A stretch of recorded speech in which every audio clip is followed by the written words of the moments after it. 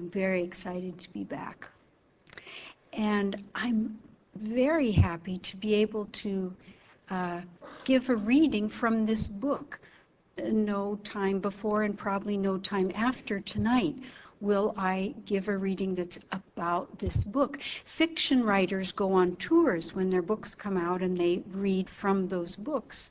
And what we tend to do is go out and read some from this book, some from that book, some newer, some older.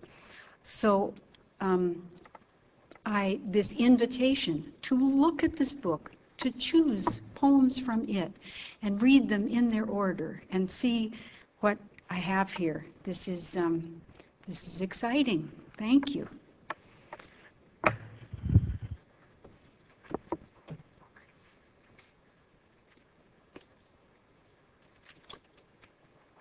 My real worry this morning was I had forgotten how cool, and I don't mean cold, Atlanta is, and I looked in my suitcase and I had nothing to wear. So I went to the mall. So in case any of you have seen me before and are wondering why I'm in such an elegant jacket, it's because I went to J. Crew at the mall in Atlanta. Yes.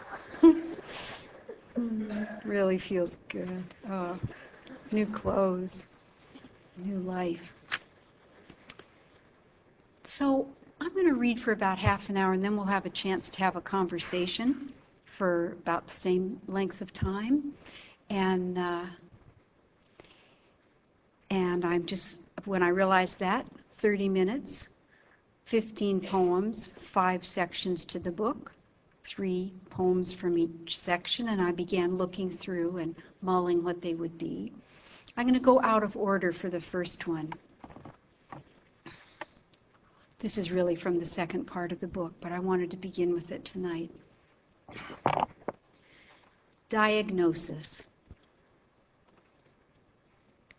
By the time I was 6 months old, she knew something was wrong with me.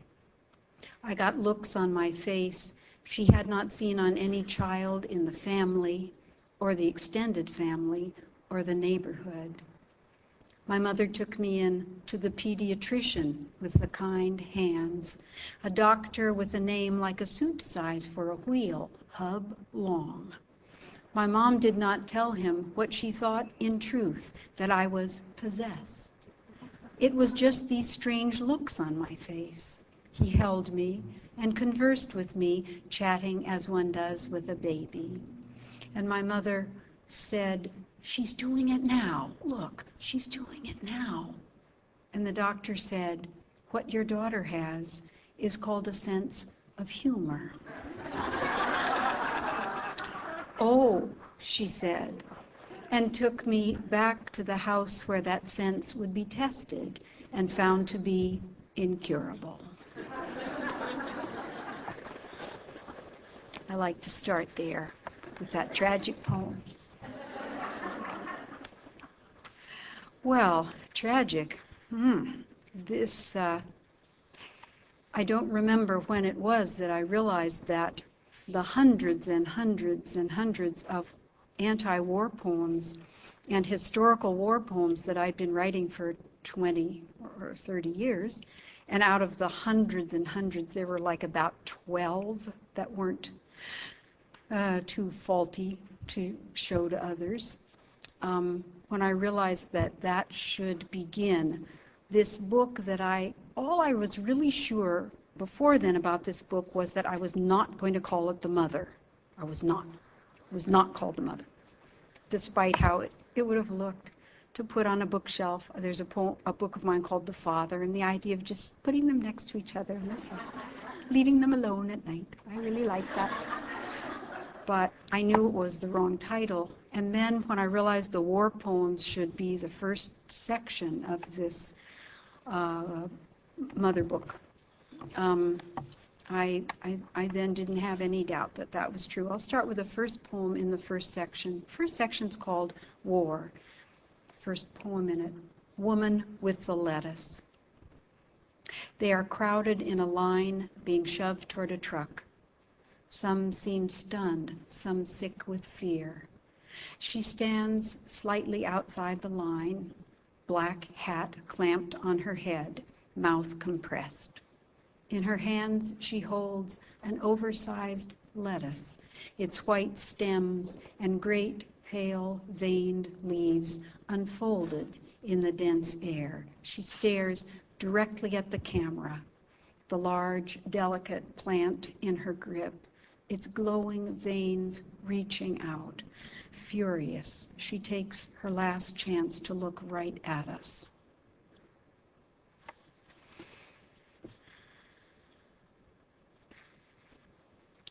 All you writers know with me, probably share with me the not knowing of just what happens when we try to turn something in history, in lives, ours or not, into something made, not just happened, not just like car accident, but something that we're attempting to shape. A young gentleman asked me about my motivation when we were talking before the reading, my motivation. And all I could think of right away was the courage of our species. When we're good, we're good, we're beautiful. And the beauty of the earth. And this is another one of the war poems called The Signal.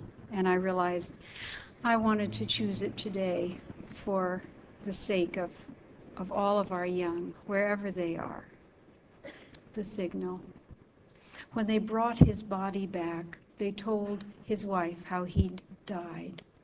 The general thought they had taken the beach and sent in his last reserves. In the smoke screen, the boats moved toward shore. Her husband was the first man in the first boat to move through the smoke and see the sand dark with bodies, the tanks burning, the guns thrown down, the landing craft wrecked and floored with blood. In the path of the bullets and shells from the shore, her husband had put on a pair of white gloves and turned his back on the enemy, motioning to the boats behind him to turn back. After everyone else on his boat was dead, he continued to signal. Then he, too, was killed, but the other boats had seen him and turned back.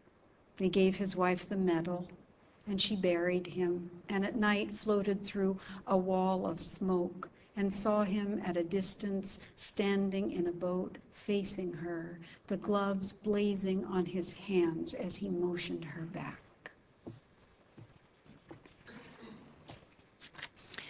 I think a lot of my poems from photographs have come from seeing something that in some way is unbearable to contain without getting it out in some way, bring forth that which is within us.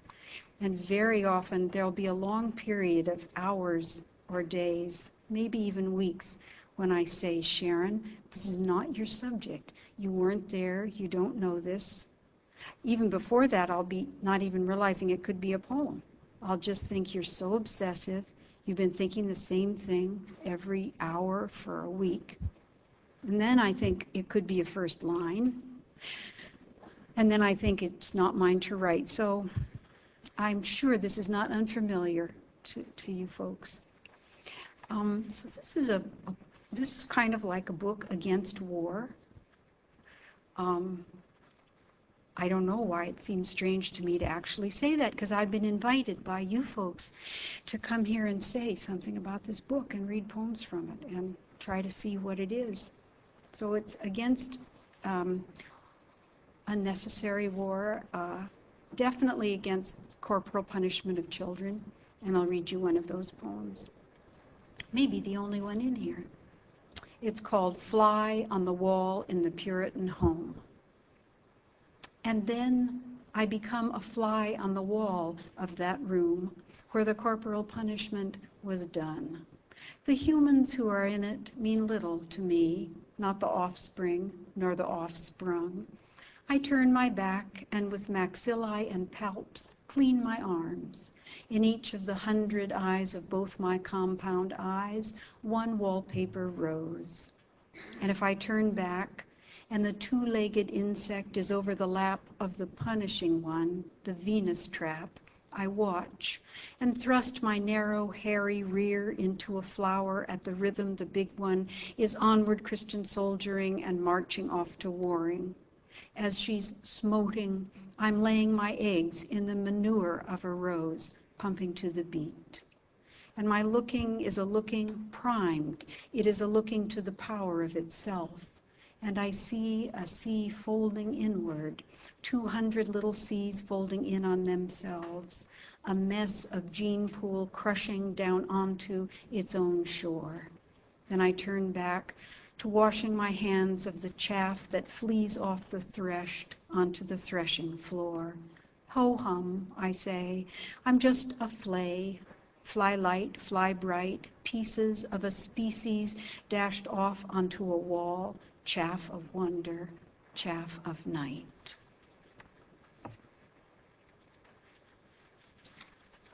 And I'm just going to maybe come back and read another of those too, but this is seeming like a gloomy book, isn't it? It's not really a gloomy book.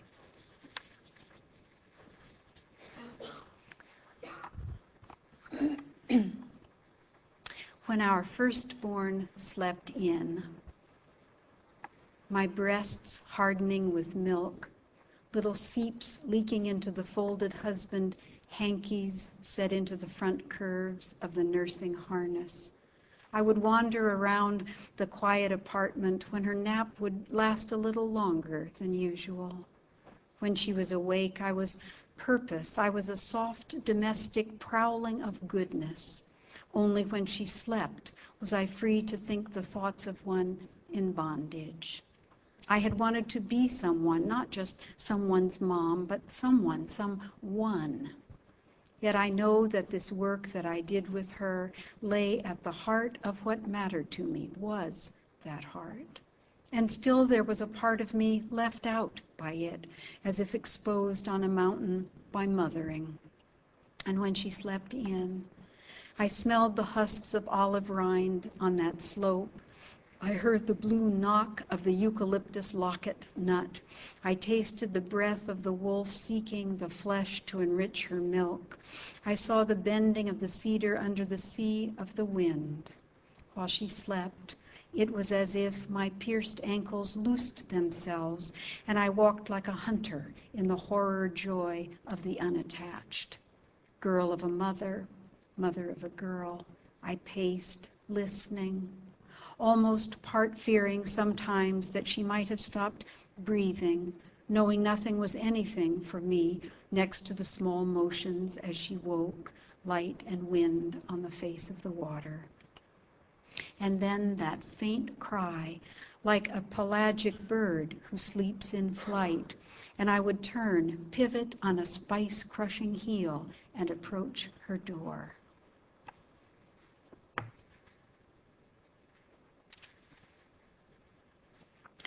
Friends help you so much with your poems. That one had a longer ending. And I would approach her door, singing as I approached, and I am still singing. I thought that was so good. And then a friend read it and put, those little musical notes, like violin, like, oh, you're playing your little violin. So that helped me.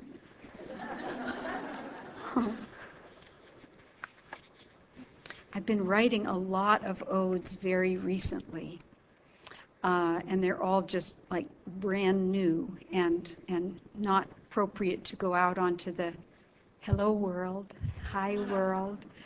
And then as I looked back, I read some Neruda odes, and then I read Odes to Common Things, and after his Salt and Table and Dog, without meaning to, I swear, I could take a lie detector test. I was not trying to.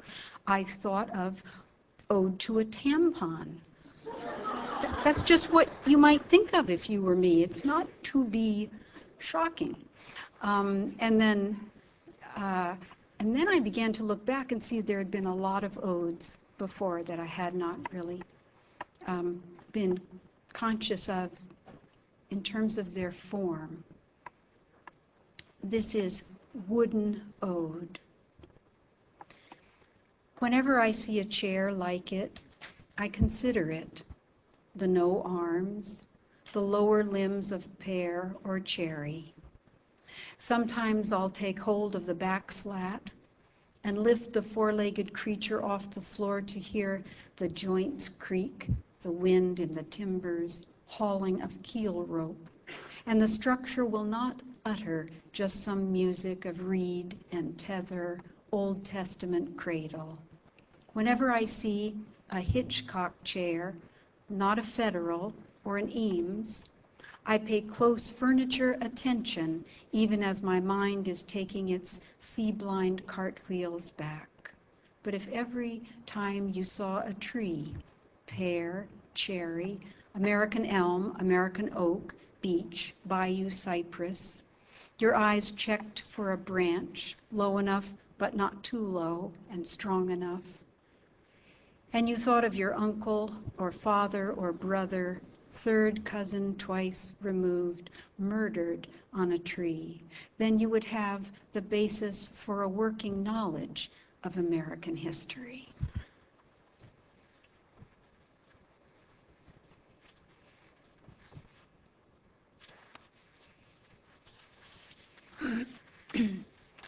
One of the great benefits of travel, especially getting to stay in cool hotels, most of them not as cool as the West and Buckhead. Oh, it's so cool. But you get to, like, sometimes stay in hotels that have these bathrooms that have mirrors for walls and maybe for ceilings and not for floors, but walls is bad enough. This poem is called Self-Portrait Rearview. At first, I do not believe it in the hotel triple mirror that is my body in back, below the waist and above the legs, the thing that doesn't stop moving when I stop moving. And it doesn't look like just one thing or even one big double thing. Even the word saddlebags has a smooth calfskin feel to it compared to this compendium of net string bags shaking their booty of cellulite fruits and nuts. Some lumps look like bonbons translated intact from chocolate box to buttocks, the curl on top showing slightly through my skin. Once I see what I can do with this, I do it, high-stepping to make the rapids of my bottom rush in ripples like a world wonder. Slowly, I believe what I am seeing, a 54-year-old rear end, once a tight end, high and mighty, almost a chicken butt, now exhausted, as if tragic. But this is not an invasion. My cul-de-sac is not being used to hatch alien cells, ball peens, gyroscopes, sacks of marbles. It's my hoard of treasure, my good luck not to be dead yet. Though when I flutter the wing of my ass again and see in a clutch of eggs, each egg on its own as if shellless, shudder, I wonder if anyone has ever died looking in a mirror of horror. I think I will not even catch a cold from it. I will go to school to it, to boot camp, to the video store where I saw in the window my hero, my workout jelly role model, my apotheosis, Killer Buns. Oh dear, I said that right into the eyes of Margaret Mitchell, and I'm not sure.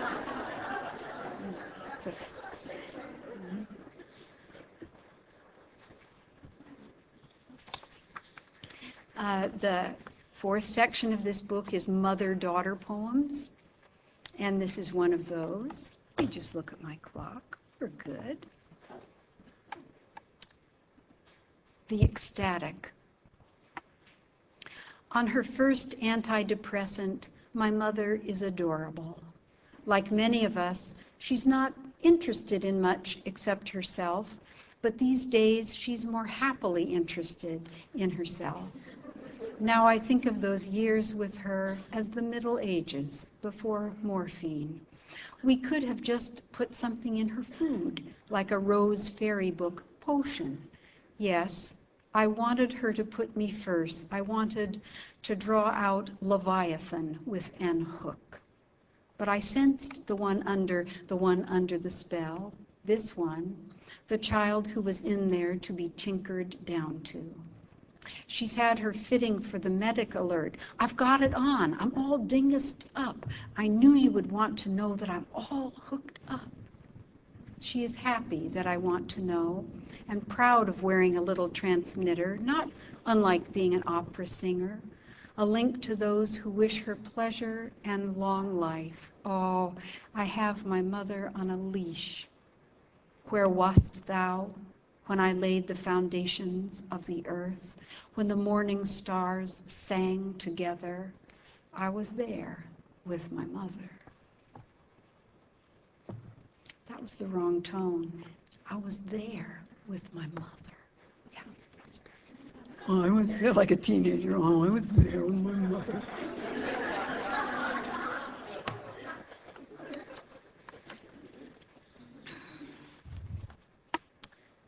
Little End Ode. When I told my mother the joke, the new kid at college who asked where the library's at, and the sophomore who said, at Yale, we do not end our sentences with prepositions. Whereupon the frosh said, oh, I beg your pardon, where's the library at, asshole? She shrieked with delight. Asshole, she murmured fondly. She's become so fresh, rinsed with sweetness, as if she is music, the strings especially high and bright. She says it and sighs with contentment, as if she has finally talked back to her own mother. Or maybe it is the closest she has come for a while to the rich animal life she lived with her second husband. Now, I can see that of course she touched him everywhere, as lovers do. She touched me there, you know, courteously, with oil like myrrh. Soon after she had given me life, she gave me pleasure, which gave her pleasure. Maybe it felt to her fingertip like the complex, clean knot of her fire girl's tie clasp. She seems, these days, like a very human goddess. I do not want her to die. This feels like a new not want, a shalt not want, not want. As soon as I dared, around 50, I called her to myself the A word. And yet, now, if she goes, when she goes, to me it is like the departure of a whole small species of singing bird from the earth.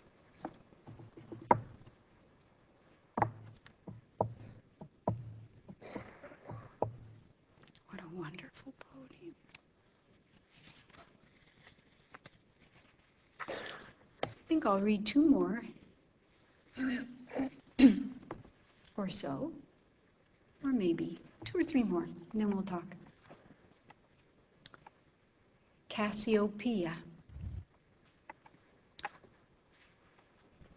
Just before dawn, the fixed stars stand over my mother's house, and the queen's throne seems to set as the earth turns away from it. But my mother is at her zenith. Every hour or so these days, she stops talking and lets me have a turn. She squinches her face like a child concentrating. She knows this custom is important. Then she is off again on her long carouse across the sky. There are 2 new people who worship her. Well, I worship you myself, I say, for your good work with the young musicians. And she says in her new voice, well, I worship you right back. Then she tells me the tumor may be growing again. She has me finger the side of her radiant, visionary childhood face to feel, in the dent of her temple, the earth rising, coming for her. She tells me her dream in which her late husband, pissing in the goldfish pool, turns toward her, laughing. She laughs, her head thrown back, her hard palate an arc, her curls gleaming like the moonlit lake bush of an ancient Venus. She was not meant to be a mother. She never got to be a child until now. I feel I am back in an early time when people were being tried out, combinations of flowers and animals and hinges of iron and wheeling desire and longing. I feel like an old shepherd on a hill, my lamb, who sickened so long, my first lamb, is gamboling.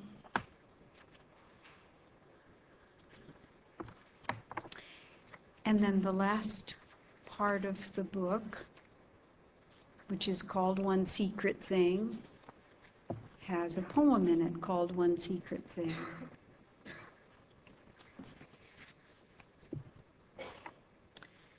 One secret thing happened at the end of my mother's life when I was alone with her. I knew it should happen. I knew someone was there in there, something less unlike my mother than anything else on earth.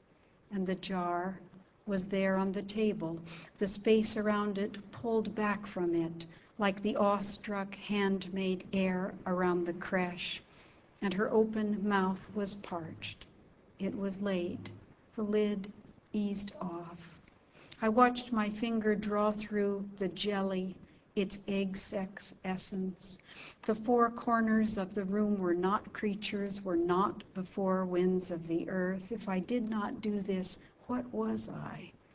I rubbed the cowlick of petrolatum on the skin around where the final measures of what was almost not breath swayed, and her throat made a guttural creek bed sound, like pebbly relief. But each lip was stuck by chap to its row of teeth, stuck fast. And then I worked for my motherhood, my humanhood. I slid my forefinger slowly back and forth along the scab line and underlying canines and incisors, upper lip and then lower lip, until, like a basted seam softly ripped, what had been joined was asunder. I ran the salve inside the folds, along the gums, common mercy.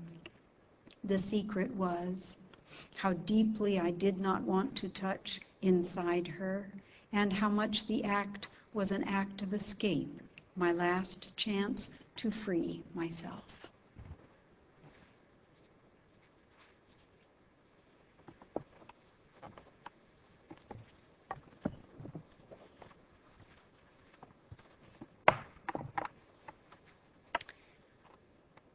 And this is one of the last poems in the book. It's called The Last Evening. Then we raised the top portion of the bed, and her head was like a trillium growing up out of the ground in the woods, eyes closed, mouth open. And we put the battle arias on, and when I heard the first note, that was it for me. I excused myself from the death room guests and went to my mother and cleared a place on the mattress beside her arm, lifting the tubes, oxygen, dextrose, morphine, dipping in under them and letting them rest on my hair as if burying myself under a topsoil of roots. I pulled the sheet up over my head and touched my forehead and nose and mouth to her arm, and then, against the warm solace of her skin, I sobbed full out, unguarded, as I have not done near her. And I could feel some barrier between us dissolving. I could feel myself dissolving it, moving ever closer to her through it, till I was all there. And in her coma, nothing drew her away from giving me the basal kindness of her presence. When the doctor came in, he looked at her and said, "I'd say hours, not days." When he left, I ate a pear with her, talking us through it, and walnuts. And a whole bouquet of crows came apart outside the window. I looked for the moon and said, "I'll be right back," and ran down the hospital hall. And there, outside the eastern window, was the waxing gibbous, like a swimmer's head turned to the side half out of the water, mouth pulled to the side and back to take breath. I could see my young mother, slim and strong in her navy one-piece, and see, in memory's dark blue corridor, the beauty of her crawl, the hard, graceful overhand motion as someone who says, "This way," to the others behind. And I went back and sat with her alone an hour in the quiet. And I felt almost not afraid of losing her. I was so content to have her beside me, unspeaking, unseeing, alive.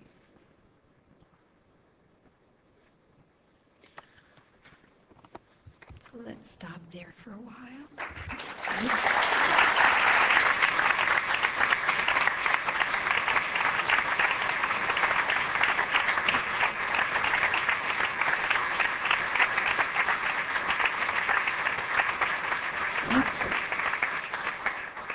Thank you. It's very moving to me. I feel this trust of you, all of us in some way in the poetry, the writing, the family of the arts, to have read like that and just no little like ode to a douchebag, slipped in to just give us some time out. So thank you for keeping me company in that way. And is there anything you'd like to talk about? Anything you'd like to say or ask or... Hi, what? Oh, the shirt. Oh yeah, this is the shirt from New Hampshire. This is the jacket. My Atlanta jacket, yum. Yes. You're here a couple of years ago. You just sent a harsh letter to, or a sharp letter to Laura Bush, and declined to go to the White House. What are the repercussions? Yes. Could you all hear, or shall I? I'll repeat. A couple of years ago when I was here, I had just sent a rather sharp reply to an invitation from the First Lady, Laura Bush, to a poetry festival and some meals or something at the White House. And what were the repercussions of that? I did not hear back, which I did not expect to. The letter was, I felt, completely polite until the last paragraph, when it was completely rude. No First Lady, in that position that she has been in, would reply to such a letter. We had a reading in New York, lots of poets, on that night when that dinner was going to be. And repercussions,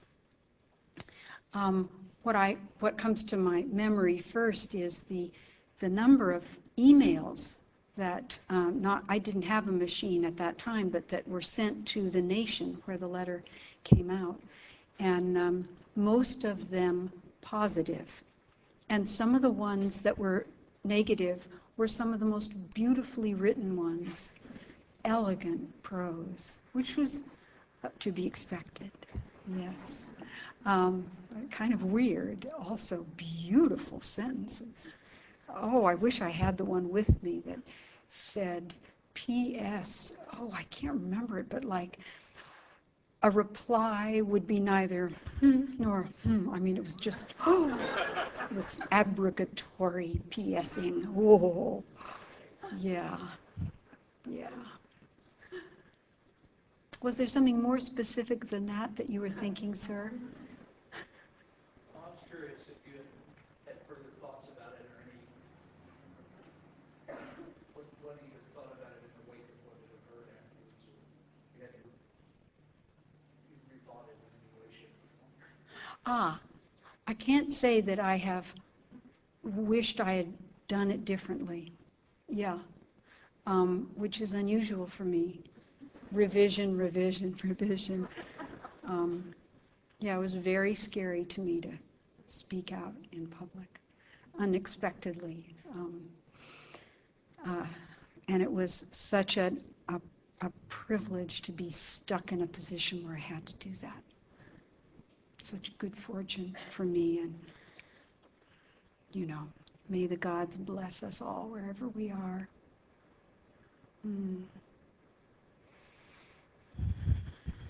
Yes. You said you've been writing odes, and I was wondering if you could say something about what the word means to you. Yes. Thank you. What the word ode means to me these days.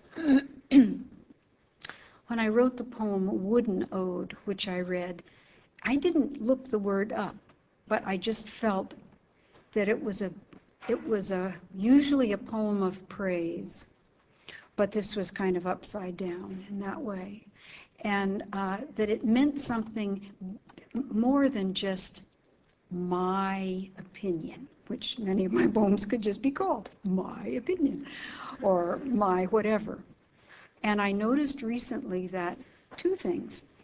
One, that I started writing them. It was right after I had read Neruda's book for the first time. Not even the whole book, but it was also right when I'd been interviewed by a young poet from London, and when she had asked me about if my poems were autobiographical, I had done what I had done for 30 or 40 years, which is say, I took a vow 30 years ago not to ever talk about my personal life. I can't say if my poems are autobiographical or not. I'm not saying they're not, but I'm not saying they are, etc. And when I did my song and dance, she looked sad. She wanted to know. And I suddenly was shaken in my vow, and I thought, what's the big deal? I don't know what I had thought in the beginning, if I would be like sued or killed, or I don't know what, for writing my poems. But suddenly her disappointment that she wouldn't be able to like learn something about how other poets work, do they work from life or do they make things up, was more important to me than my paranoia. So I said, yes, I never have made anything up. You know, I have no imagination. And then I coined this little word, I have imagination. That when I'm doing this, then similes will come in as if from the upper corners of the room where the dust of all the conversations in rooms gathers. Or so it seemed to me. That's where similes seemed to me to come from. Or out of the pen, I don't know. And so it was right around that time that I started writing odes a lot. And they are, you know, they are, a lot of them, I suppose, they're not written for women to read and not men to read, but they are written a lot out of my female experience. And I think they were some kind of a progress on for me from the particular I of all of my other poems. I don't know if it was as if I finally said, yes, the I is I. Oh, oh, tampon. How we thank you, or whatever. But I don't think so. I also have a friend who is very dear to me and who is very practical and not very fuss-budgety about airy literary things, and the idea of making stuff real in a certain way, and talking, as Neruda talking about Salt Dog Table. And so in everything, if I would read my poems to him, and then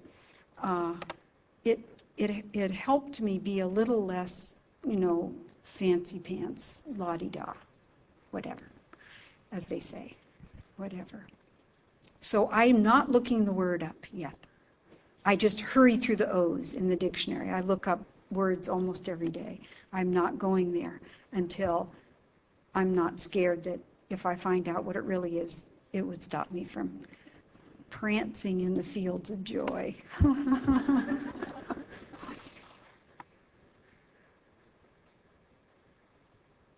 Hi. I know that earlier you said that some of your poems are based on photographs you've seen, but in class we're always told to think about the speaker and not the author. So I wanted to know, do you think about the speaker before you begin to write, or do you just start writing and then later make it from a certain speaker's point of view? Right, right. So we were talking before about writing about photographs and a little about point of view. And when I'm beginning to write, do I sort of almost make a decision of who the speaker is rather than it just being me? No. I have tried to write poems from other people's points of view. But like there's a poem I'm thinking of that I wrote about a child in a war a long time ago. I would not know how. I could not fool myself that now some of you could, our gifts are so different, but I couldn't speak as an I, speaking as that child. I would just know that I don't have any imagination. But speaking as who I am, like as a woman and as a mom and as someone who was a girl and as someone who, like all of us, is thinking about these wars and the wars internally to our country as well as externally. I'm lucky if I can get a line out from just who I am, just me writing. That's enough for me. That's the best I can do.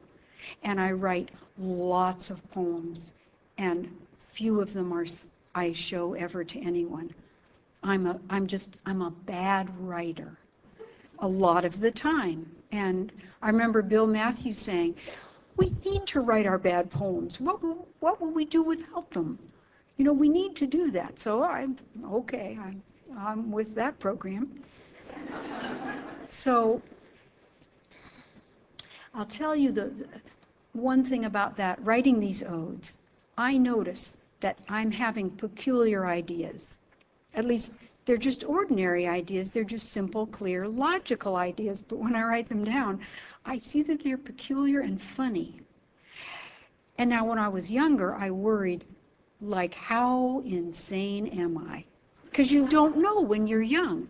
You could be completely sane and not know it. Or one could be actually a little crazy and not know it. And it turns out I'm like so sane. I just am quirky. So by this age, I'm finally comfortable with that. I found my fellow quirky friends. And among artists, as we all know, and writers, it's a good field in which to look for that. And so if I can be accurate to the processes of my brain, not necessarily just the first ordinary thing that comes to me that is sort of regular and normal, that you can say to the other kids in 6th grade and they won't look at you like, what? Yeah, so I don't write with like a chosen persona speaker, like being a person whom I'm not. Oh yeah, then I hear a voice saying to me, not your voice, my voice saying, oh yeah, your whole I is a persona.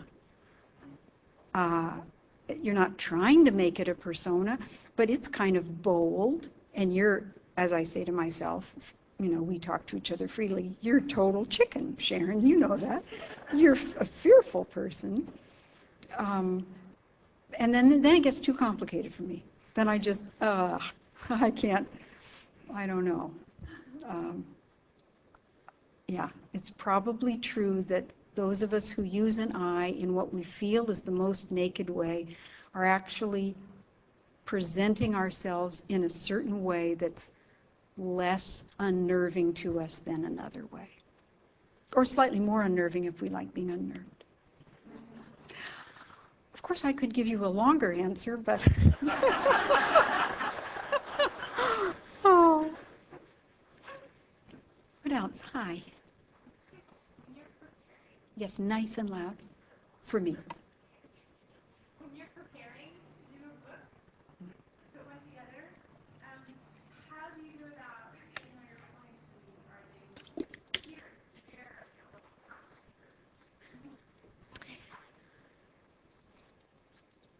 Hopefully within the 5-year period, I will have sent out to magazines my favorite ones. Sometimes if they come back over and over and over, I'll lose my love of that poem, but sometimes I'll increase my love of that poem. So I end up with, oh, you wouldn't, I mean, I was at the Atlantic Center for the Arts, and there was a living room that was truly big there, and there were piles spread out all over it as if I was dealing several decks of cards. To see what shape the poems that I liked the best from that time would take. And it was a long process. These poems were, some of them written like in 96. I'm always way behind. And then some of them in 2002. So I trust myself to have typed up most of the ones that I'm going to want to consider. But then I also go through the notebooks and type up more and more and more. So it expands like that, and then I start cutting it down. And then I deal I deal the poems, and I say, show me who you are, book.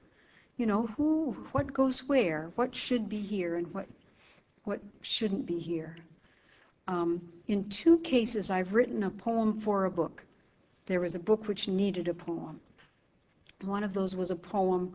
I had just noticed there were too many uses of the word cell and the word gold in a book of mine. So, a little cheater that I was, I wrote a poem called In the Gold Cell, so I could call the book that. See, I didn't know I could have called the book that without calling the poem that. I didn't know that. I thought it had to be from like a name in the book. And then there's a book of mine called The Unswept Room, and the cover of that book chose me, and there really was a poem in it. But I didn't write that poem until I saw that to use that cover, it should have a book, a poem. Yeah. That makes sense? Yeah. Anything else? Yes. One of the poems in your new book is called Legless Fighter. Legless Fighter Pilot. I recognize that as Douglas Baker. It was. And I was wondering what led you to take the person. Oh. I had forgotten that I knew the name of the British RAF, Royal Air Force pilot, who was shot down and lost his legs and kept fighting. And one leg, both legs, right. And there was a picture of him, very courageous looking guy, just a wonderful spirit. And Colonel Baden, did you say? Douglas Bader. Now, all the poems in the first part of my book, when I was first writing them, some of them are about World War II, many of them, but not all. And someone gave me the idea of taking the attributions to World War II off them because I wanted there to be a war section in this book because of the war we are now engaged in. And so like a dedication with his name, used to be on that poem. And it went back and forth and back and forth. I wanted to honor the real people and have their names there, and at the same time, I wanted it to be about any war. So like, there's a poem called The Smile. It's an evil poem, a poem about evil, and it was about something in Croatia, but it could have been something in a little bit like the spirit of Abu Ghraib. And so that's what happened with those attributions. And I asked friends a lot about it because I didn't trust myself to be able to make that decision. And everyone felt that it was okay and better to take them off. I'm glad for you to mention his name tonight. Yeah. And tell me later if you think I shouldn't have taken the name off.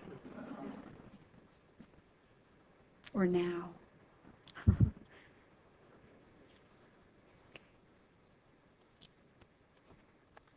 Anything else? Yes.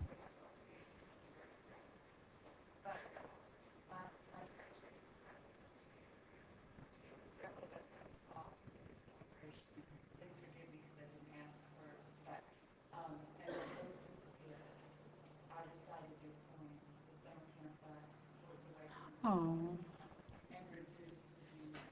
Oh, your son was graduating from high school? What a cool kid that you knew that it would be okay with him to read a poem about an 8-year-old at his graduation. This speaks very well for you both. Thank you so much. We were talking in the afternoon with the students from Martin Luther King and other schools, and oh wait, what was it? Oh, sorry, what did you just? Right. What were we talking about that was like that?